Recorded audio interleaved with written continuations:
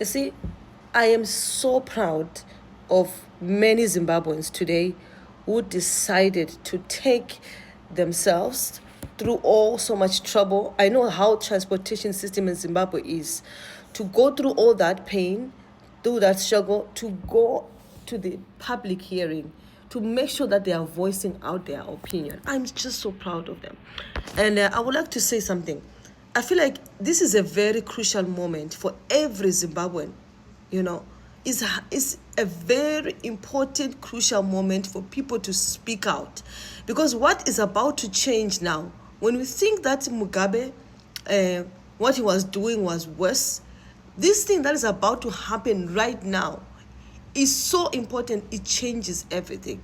This proposal bill to change the constitution of Zimbabwe, it says that one man, one vote will be removed, meaning that people will not be able to vote for the president. Instead, the parliament will be the ones voting for the president. And not only that, I'm gonna share in the next video about what truly it means for this bill to be of effect, But I'm so proud of the people who came out to voice their views on this constitutional bill, that the time to be quiet is forever gone. If you refuse to speak out now, history will not forget. Yes, people are scared. People, they don't know. We have been hearing of the stories of adoptions. People have been adopted. People have been so many of them ever since this bill started. People talking about, especially the ruling party, ZANU-PF, which we have known most of my life. I was born when ZANU-PF was ruling. Until today, ZANU-PF is still ruling. So what we are saying to this bill is this. I have nothing against our president. I feel like he's a good man. But regarding to what is happening right now, you see, it's not okay for him to be in charge of the judiciary, for the parliament alone to be in charge of voting for the president. Reason being, we have seen over the years, even in the parliament, even in the leadership of ZANU-PF, there is partiality. One time I was in Harare, and I'm from Bulawayo, right? I went to Harare. I was so shocked. This is the same Zimbabwe that we are living in.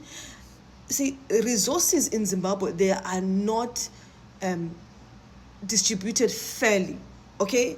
Not only that, there's so much that is happening among the leadership, the corruption. They only give you funds if you are kissing their butt, if that makes sense. So in a system like that, right now the sanctions of Zimbabwe has been removed. So many sanctions have been removed. Zimbabwe is given, a stage in the world to start building from like other countries. Because initially, before, there were too many sanctions, we were not able to produce things. I even, as I'm saying this, sometimes I become so emotional talking about Zimbabwe, because I was there, 2008, we were there, 2018, we are still here today. So we are talking from somewhere. People are not just coming out being emotional, being disrespectful, talking about the leadership of our country. We are respectful. We understand where we are coming from. We are all in this thing together. And what we are saying, that instead of 2030 agenda of changing the constitution, personally, I feel like we are able to give the current leadership 2 more years, 2028, from now until 20. If instead of people focusing on amending this bill, focus on building people. Focus on building the infrastructure. Focus on the deals. Zimbabwe is amongst the highest countries that has got lithium. And we don't even know anything about that.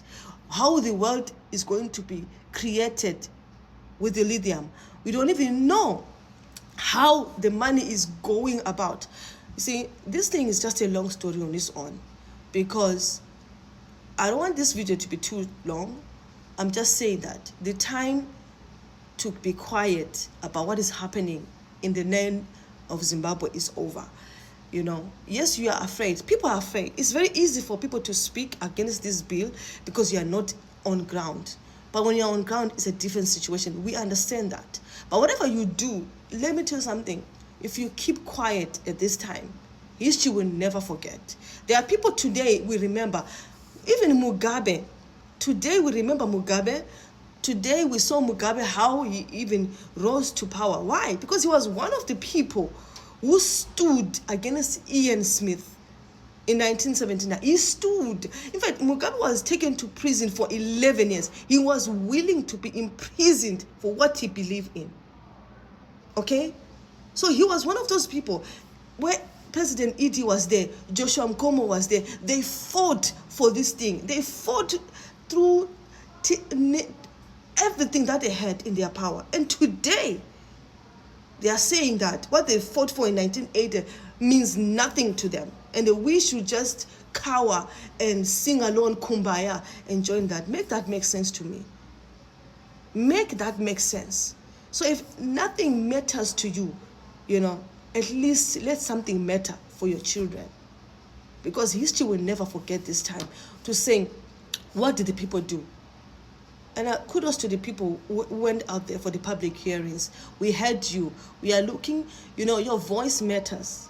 You might think that whatever you said, you know, it will not go anywhere. But trust me, we are listening. The international community will be listening. Everybody's looking at Zimbabwe. We want to see what will the ruling party do even after today. That's my observations. I want to hear, guys, what's your opinion. Let's talk on the comment section. Let me hear your opinions. I know people are afraid, but honestly speaking, I feel like this is the high time for people to really speak up and up on this issue. You know, thank you. It's very sad.